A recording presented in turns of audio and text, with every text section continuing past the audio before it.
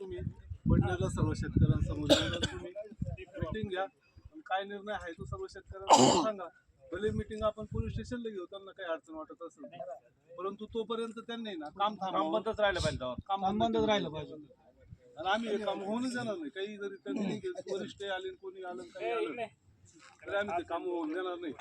त्याला वरनं सांगितले, त्याला बंदच सांगितले. बरोबर आहे का रे? कोण करताय रे काम? हे बघा, जर तुम्ही म्हणजे जोपर्यंत काही मिटत नाही त्याच्या आत जर काम केलं त्याला जबाबदार तुम्ही राहाल. म्हणजे काय आता तुम्ही करत कामगार माणसं आहे, तुमचा आमचा संघर्ष नको. कारण काम करणारा वेगळा राहतो, तो संघर्ष तुमचा आमचा होतो. तो तुम्हाला त्रास काही आम्हाला त्रास, तर हा त्रास तुम्ही करून घेऊ नका, आम्हालाही देऊ नका. काम बंदच राहू द्या.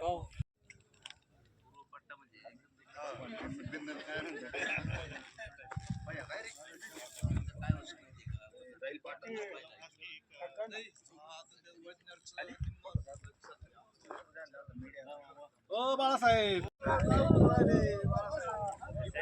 जान पहचान का तो बात होता था, बोला कि मेरे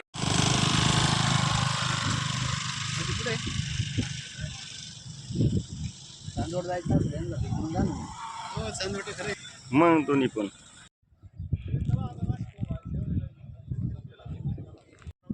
उंची वाढवली, त्याच्यापेक्षा डबल टिबल पाणी त्या धरणामध्ये चांगलं आहे. जर पाणी थोडं वाढलं तर आपल्याला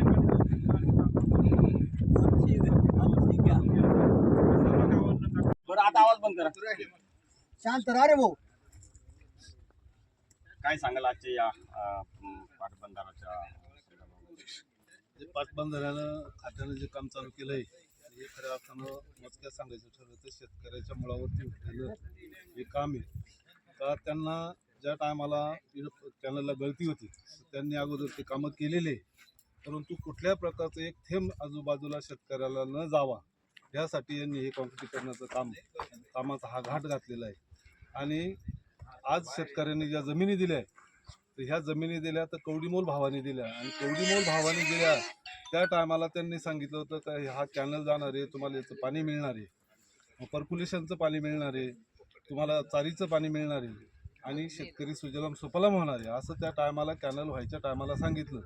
हाच विचार शेतकऱ्यांनी डोळ्यापुढे ठेवून आपल्याला पैसे कमी मिळतील जास्त मिळतील याचा कुठल्या प्रकारची तमानं बाळगता शेतकऱ्यांनी जमिनी ज्या खात्याला दिल्या आणि एकदम अल्प दरात, अजून काही शेतकऱ्यांना पैसे सुद्धा मिळालेले नाही, तरी परंतु काही हरकत नाही, याचा फायदा आपल्याला कुठंतरी कधीतरी होणार आहे आणि आपण कुठंतरी म्हणजे चांगली पिकं घेऊ पाणी आल्यावर.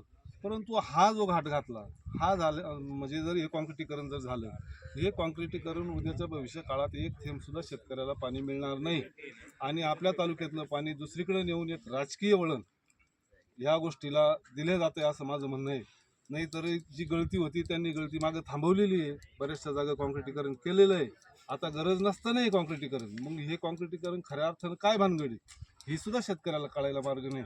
फक्त इथला शेतकरी मारायचा आणि पुढला शेतकरी तारवायचा, तर तिथं सुद्धा शेतकरी तारवतील असं नाही, त्यांना सुद्धा खूप मोठा फायदा होईल असं नाही. फक्त एक राजकीयदृष्ट्या आपल्याला कुठंतरी फायदा होईल आणि राजकीय फायदा उचलण्यासाठी हा खऱ्या अर्थानं खटाटोप आहे.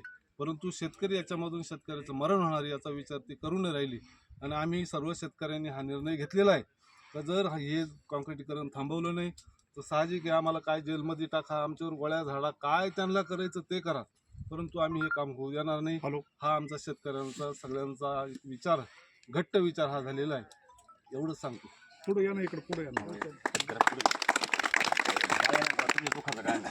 आज वडनेर बैरू इकडे या ना, पुढं काम चालू. पुणेगाव कॅनलची निर्मिती झाली नाका गायकवाडने त्या टायमाला जी केली तो हेतू त्यांचा एकदम शुद्ध होता. या पूर्व भागामध्ये दुष्काळी भागामध्ये दुष्काळी भागामध्ये शेतीला पाणी मिळावं या हिशोबाने पुणेगावची निर्मिती झाली आणि तो कॅनलचं काम झालं. आज जर तुम्ही बघितलं पुणेगावपासून तर आज वडनेरपर्यंत जिथं गळती असेल ती गळती 2 वर्षापूर्वी त्यांनी ते सगळे टचअप काढले, कुठल्याही शेतकऱ्यांनी त्यांना आडफाटा आणला नाही.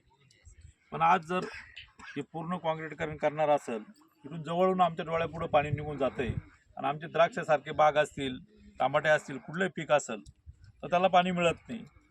आणि हे सगळं करीत असताना जर शेतकऱ्यांनी आज जर काही पाऊल नाही उचलला तर आमचे पोरं असतील, नातवंड असतील, ते आम्हाला कधीच माफ करणार नाही. कारण तुमच्या डोळ्यापुढनं इथनं पाणी निघून जाते आणि त्या टायमाला तुम्ही कॉन्क्रीट करणं होऊन दिलं ना, आज आमचं काय. त्याच्यामुळं आज आम्ही शेतकरी खऱ्या अर्थाने प्रचंड दुःखी आहे. आणि कुठल्या हालतमध्ये हे पाणी एवढ्याला जाऊ द्या नाही तर अजून कुठे पण जाऊ द्या. पण जर आज जर सगळं बघितलं, या कॉन्क्रीटचा खर्च तुम्ही बघितला तर खूप प्रचंड खर्च आहे. आणि पुणे गावची निर्मिती जर ती बघितली तर खूप छोटी. मग हा कॉन्क्रीटचा खर्च जर पुणे गावच्या निर्मितीला जर केला, धरण जर वाढवलं, धरणाची क्षमता वाढवली, तर ते धरणामध्ये जर क्षमतेने पाणी वाढलं तर तुमचा हा पाट 12 मास होऊ शकतो. तुम्हाला कॉन्क्रीट करण्याची गरज नाही. म्हणजे हे पाणी तुम्हाला 15 दिवस चालणार आहे तर ते रोटेशन तुमचं 1.5 महिना चालू शकतं. आजवर वजरखेडची तीच परिस्थिती आहे. वजरखेडचा एवढा मोठा कॅनल आहे, पुढेही कॉन्क्रीटकरण केलेलं नाही. मग पिंपळावचा कॅनल आहे, पुढं कॉन्क्रीट केलं नाही.